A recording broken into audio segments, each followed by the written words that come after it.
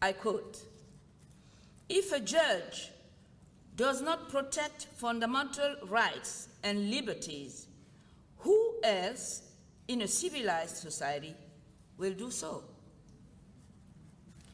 I have tried to believe that this statement is not unrelated to the acquittal of Frankie and Jonas, pronounced on the 7th of January this year by the Court of Appeal.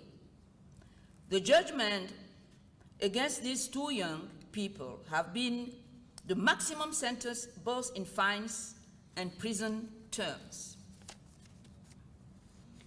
We have also been able to argue to the Cameroon authorities to consider reforming the penal code to correct the illegality of Article 347 bis, which remains a text issued by the executive. We have unfortunately learned that the reform consisted of a malicious increase of the scope of the offense and an increase of penalties. But that means also that we have good reason to believe that the Supreme Court will be able to quash all convictions under Article 347 bis. In Cameroon today, as well as everywhere else in Africa, LGBT people have the courage to come out of the closet by giving interviews without masking their faces, if not short documentary films, despite the risks, which is extremely revealing and encouraging.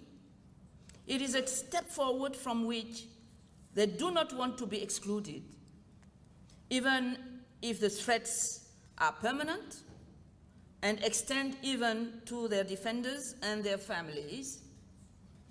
We deplore at this very moment the awful embodiment of this in the odious assassination of poor Eric.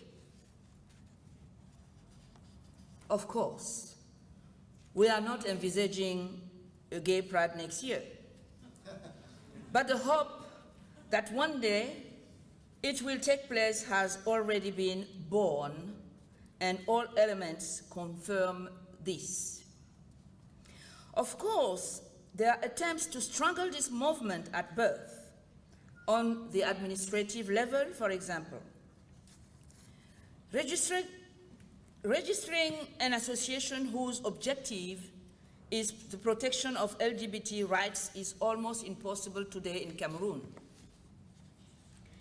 In 2011, when our associations had benefited from financial support from the European Union, the foreign minister created a diplomatic incident, again bringing out the argument about homosexuality being illegal, as well as about African traditions, in order to oppose this financing, whose only objective was to fight against homophobia. In March 2012, when we were organizing a seminar with the objective of making a number of key persons aware of the LGBT rights by virtue of the inseparable link which exists between human rights of LGBT people and the fight against HIV and AIDS, a group of young homophobes violently attacked the participants and organizers.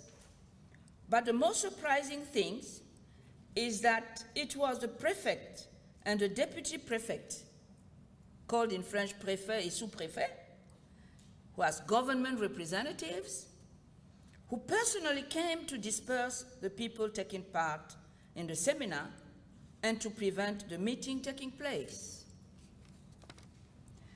I must also mention here the impact of religion, especially the Catholic Church, which has been the initiator of media firebrands against homosexuality and homosexuals, qualified by ecclesiastical prelates at a high level against humanity and against the family. It was, by the way, during one of his homilies on the 25th of December that the Archbishop of Yaoundé, he resigned yesterday.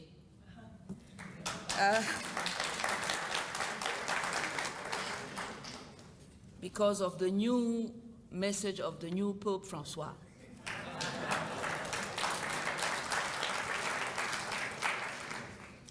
Launched the Third Crusade against the homosexuals of Cameroon. Currently, in all the Catholic cults, and for several months now, a special prayer has been circulating and is being read. It invites the faithful to fight against homosexuality, this plague from elsewhere. And we can say about the recent statement by the President of Cameroon when leaving the Élysée Palace on the 30th of January this year, in which he said that decriminalization of homosexuality would have to wait for a shift in attitudes, whereas in 2006, he had said that homosexuality was a private issue, with private life being sacred. I will save you the description of the particularly cruel, degrading, and inhuman fate of anyone who has the misfortune to be thrown into prison for homosexuality. Faced with this situation, our last hopes rest with the solid and constant support of the international community, which can be translated as supporting lawyers and other defenders of LGBT rights, creating new rights, permitting countries a clear and genuine right to intervention in favor of LGBT people, firm, modern, and courageous responses to African states who heavily-handedly invoke their traditions in order to violate human rights, which are the rights of LGBT people. Sustainable financial support for training and education of key players and the victims of the repression of homosexuals. Increased protection for the defenders of rights whose lives are in danger as a result of their activities and against whom authorities use violence, including murder, to silence them. The bestowing of asylum facilities on people in danger because of homosexuality or human rights activism, as well as the obtaining of visa for the members of that community and their defenders. Access to Western citizenship for the defenders most at risk, which will be a means for those states to freely intervene in case of grave risk against the life of a defender of LGBT rights who is a citizen of that country. Strengthening and promoting the concept of a state founded on the rule of law, using programs to make international legal tools known in the application of the rule of law in courts, introducing and educating about human rights in schools, and in particular in institutes of higher education for legislators, the judiciary, the police, administrators, and politicians. A safe refuge center for members of the communities in urgent need. We currently have 2 cases pending in the Supreme Court, and we hope that it will be make a principal decision which can lead to the decriminalization of homosexuality, it being a question stemming from the right to private life. We await all contributions which will enable us to win this decisive step in our struggle for equal rights for all. This World Out Games conference is a formidable stage which gives us the opportunity to attract the attention of the whole world on these fundamental questions which members of the LGBT community are confronted with in their daily lives. I immediately accepted the invitation of our co-chair Jean-Yves to come and speak to you because the theme of transition and migration is what we are all experiencing in Africa, except South Africa. From North Africa to the Indian Ocean, from the Atlantic to the Red Sea, the people of Africa are, despite everything, opening up to more and more democratic practices. We, as LGBT people and their friends and supporters, must profit from this slow march forward in order to make sure that when democracy appears, it cannot exclude the rights of minorities, regardless of the situation elsewhere. The conference in Montreal in 2006, and then the one in Copenhagen in 2009, have both been engines of energy and courage for LGBT Africans. Some people occasionally ask themselves what purpose these international meetings serve, in which we talk a lot. I would like to speak on behalf of my brothers and sisters in Cameroon and Africa and say once more, do not stop.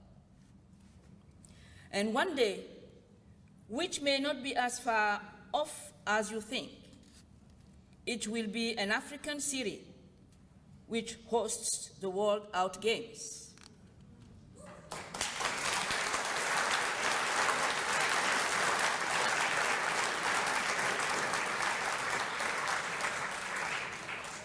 Your actions, your pressure, and your solidarity are essential to our affirmation.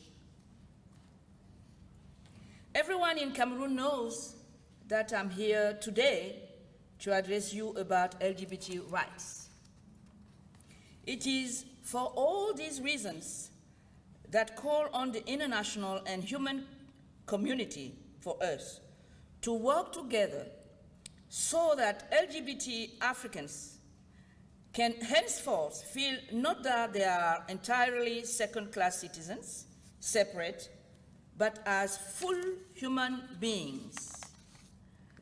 C'est pour toutes ces raisons que j'en appelle ainsi à la communauté internationale et humaine pour qu'ensemble, on puisse œuvrer pour que les LGBT africains se sentent désormais pris en compte, non pas comme des citoyens de seconde zone entièrement à part, mais comme des êtres humains à part entière.